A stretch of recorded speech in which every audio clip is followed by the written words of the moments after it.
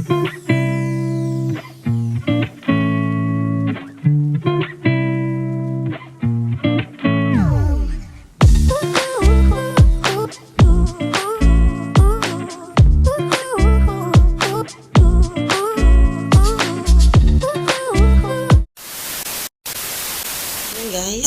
welcome back sa our Jack Escapades. For today, we will be cooking Kansi. Kansi is Ilonggo native dish. Parang combination siya ng nilaga at ng sinigang. So, ito po yung ating mga gagamitin. Ito po is yung marrow ng shank with marrow ng beef. So, ayan, tutok-batok tayo. Meron tayong onion, green onion, garlic. Ito yung tanglad. Ito yung pampalasa din natin. Isa sa pampalasa din. Tomato. And then, we will be using Annatto oil para mag-color yung dish. And we also have the Siling Labuyo at saka yung green chili. So, ang isa pa niyan, guys, ang pinakaiba nito sa sinigang is, ang gagamitin natin ngayon is yung, ito yung, pinapakulo ko kasi, yung jackfruit, unripe jackfruit. So, para matanggal yung kanyang mga, dakta. So, pinapakulo ko siya sa, asin at saka sa vinegar. So, let's cook it. So, while cooking the jackfruit, pwede na tayo mag-start. Basic lang to, guys, napakadali. So, we will be using pressure cooker para mabilis ang ating proseso. Siguro mga 30 minutes lang to after na magisa yung meat. Then, yun na, titimplahan na natin. And syempre, yung pang-asim pala. Dahil nga wala tayong fresh na sampalok dito, kaya gamit lang tayo ng sinigang mix. So, ayan ang mga kailangan. Then, of course, pepper and salt to taste.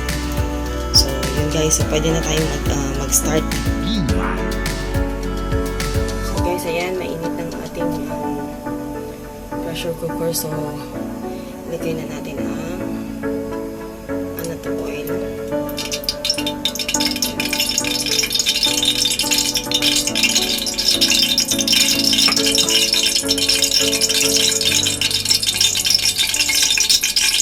Just wait na uminit siya.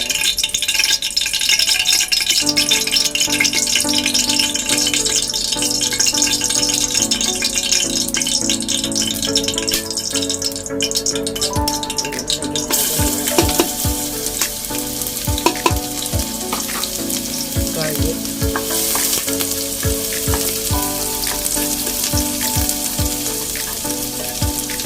Until mag-golden brown.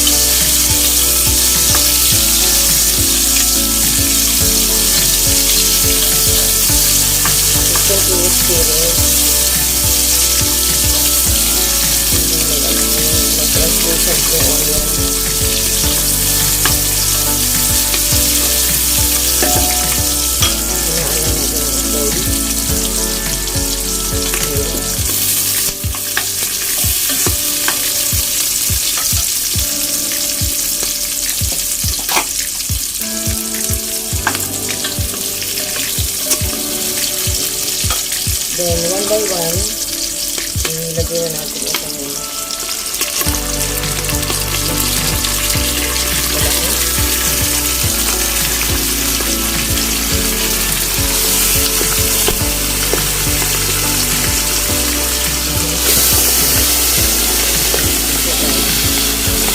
Then, dahil medyo makipot ang ating rice cooker, medyo mahirap paghalo. So, hayaan lang natin siya. Once mag-golden brown, hindi naman golden brown, light brown. So, pwede na natin pakuluan. Let us boil this one para matanggal natin yung mga scraps na yung mga dumi ba. So, para ma-prepare natin. So, while waiting for the meat para mag-brown, babalikan ko po kayo. Few minutes later. So, ayan guys, medyo nag-brown na siya. Brown na siya. So, pwede na tayo maglagay ng water para mag-boil. Make sure na nakalubog yung meat. So, ayan. Siguro mga 1 liter of water. So, hayaan lang muna natin siyang kumulo para matanggal natin yung mga dumi na iibabaw mamaya. A few moments later. So guys, ito na. Kumulo na siya kanina. Natanggal ko na mga scams. So, nailagay ko na yung tomato. Then, habang ano na siya, para maglasa. Yung tanglad kanina nilagay ko na siya. By the way, para mas maglasa siya. And then, ito naman yung ating jackfruit. So, nakita ninyo, umiibabaw na po yung mga dakta. So, mamaya, pag after na ma-pressure cooker ito, itong meat, madali na lang siya isama sa pagpapakulo ulit mamaya. So, yan. After, iset ko muna itong pressure cooker. Then, after 30 minutes, balikan ko po kayo. 1 hour later. Guys, ito na yung ating finished product. Kansi version. So, batok-batok kay bone marrow. So, yun guys. Again, thank you for watching. So para po sa mga bago, please like, watch, and subscribe our YouTube channel, Jack Escapades. Thank you po and God bless everyone. Stay safe.